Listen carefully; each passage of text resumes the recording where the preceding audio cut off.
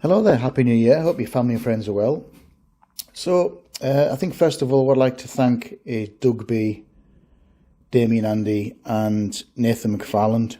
The reason because they've been creating some pretty good videos on the Tone Master Pro. So, thanks for doing that, chaps. I haven't done anything for a while because I took some time off, but I've enjoyed watching everyone's videos. The last couple of Damien and Doug's have been really interesting, about the gain stage and a few other things. So I've picked a few little things up myself actually because of their videos. So thanks for that, for doing those, chaps. So you've already heard the audio example, and what I wanted to try and create is a worship sort of preset. And so the audio example that you've watched and heard, is basically what it does. It uses 3 assigns. So we have the first assign. Let's knock these off. So the first one is called atmosphere. The second one is called small reverb. And the third one is called loud reverb.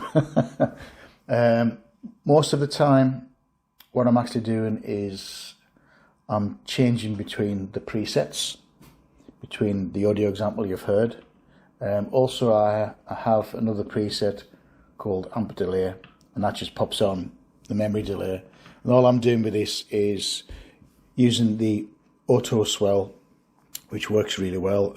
I have started using one of the foot pedals on this, and it works okay actually. I haven't got the Fender one, but I do have another Fender pedal, which seems to work pretty well. But also I've still got a Mission engineering pedal, volume pedal, which I used to use on the Headrush, and that works really well with the Tone Master.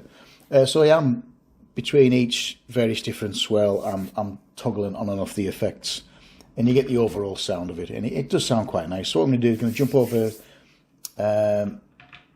all the effects, and then what we'll do, we're good to go. So first effect is we're using the swell, and that sounds really nice. And these are the settings I've used on the swell.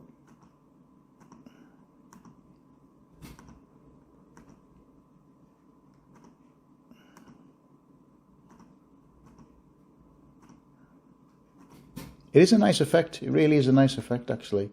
And I think this is actually, I think the Tone Master is pretty good for ambient stuff. As you can see there, they're just default settings. It seems to work pretty well. There's a lot of cleans. And it's a great pedal platform, I think, to be honest. I like to think that Fender may drop the price, because it is very expensive. The next effect, the half stack that you're using is this one. And these are the settings I've used for this, as you can see on there.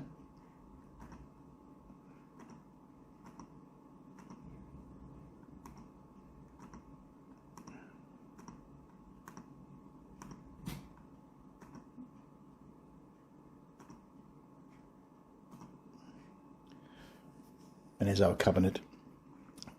I haven't changed all this because this is default, to be honest, so I just left it as it is.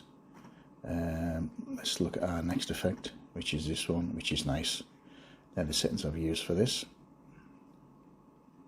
It's not a bad equalization effect, to be honest.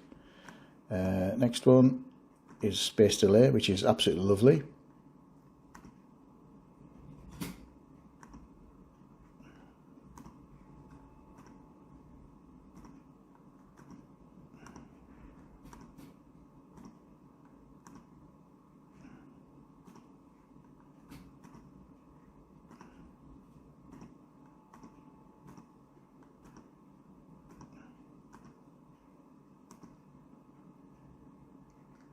And then we have a split, so they're the settings we use for the split. Nothing exciting on that one, to be honest. And then we'll look at our effects. So we've got our first chorus.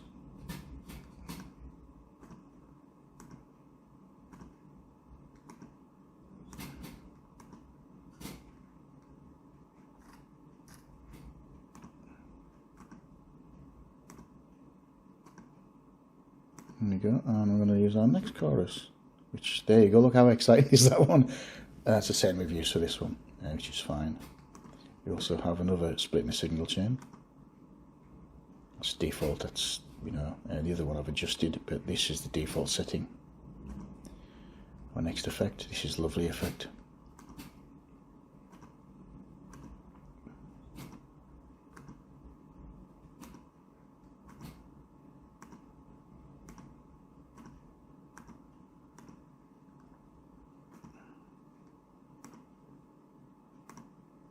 Our next effect.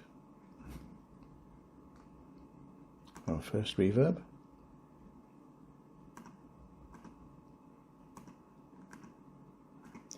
So the idea I got with this, actually, I'll be honest with you. Actually, I've recently bought Flash Gordon on 4K Blu-ray, and I kind of got the idea from that. Flash Gordon, although it is a cheesy film, the music in it's not bad, and I think Queen done quite a good job in the soundtrack. And I got sort of a bit of influence from watching that, so I decided to create this. But it would go for as a worship preset. It would work really nice. It worked really nice in most contexts, to be honest. Let's go back to that one. I think I've already shown that one actually. Let's use the whole size.